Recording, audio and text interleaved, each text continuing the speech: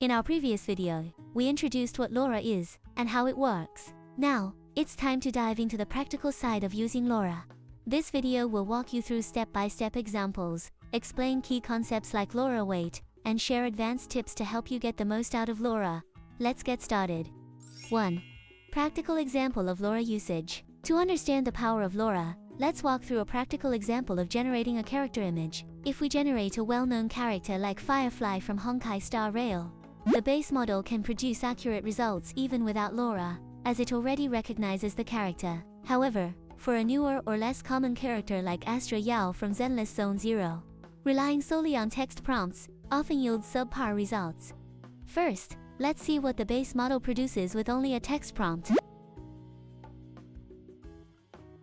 Now, compare this to the official reference of Astra Yao.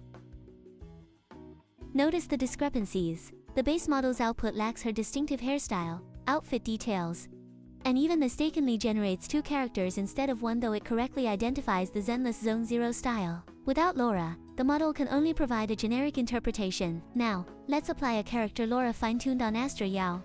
This LoRA encodes her key features: hairstyle, clothing, facial expressions, and more. Here's the improved result, and here's the result. Look at the difference. Her hairstyle, outfit, and facial features now match the official reference. Some minor details, like the moles under her eyes, may still be imperfect, but the overall fidelity is significantly higher. 2. What is LoRA weight? As you can see on the right-hand side of your screen, there's a parameter slider on the LoRA application panel.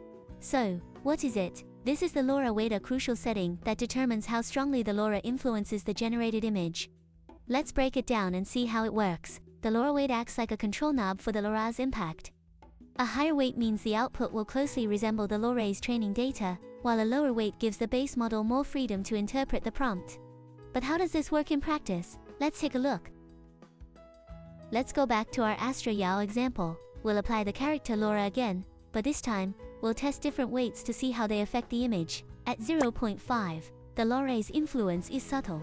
The character resembles Astra Yao, but some details might still feel off. At 0.8, the features become more accurate.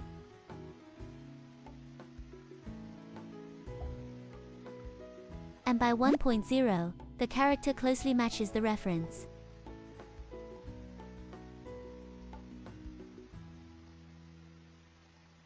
But if we push it to 1.5, the image might start to look over-stylized or distorted. As you can see, finding the right weight is about balance. Too low, and the LoRA doesn't do enough. Too high, and the results can become unnatural. 3. How to choose the right weight. 1. Read the LoRA description. Always check the LoRA description for recommended weight settings. Many creators provide guidance on the optimal weight range for their LoRA. 2.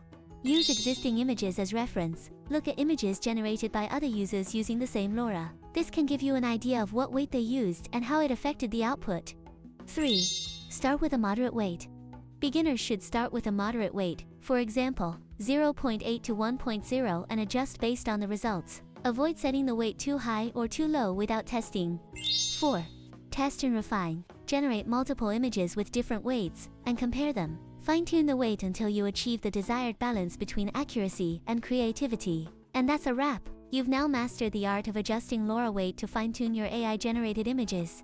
Remember, the key to great results is experimentation. Play around with different weights, test out various LoRAs, and see what works best for your projects. If you find this video helpful, give it a thumbs up and share it with your fellow creators. And stay tuned. Our next tutorial will cover advanced LoRA techniques,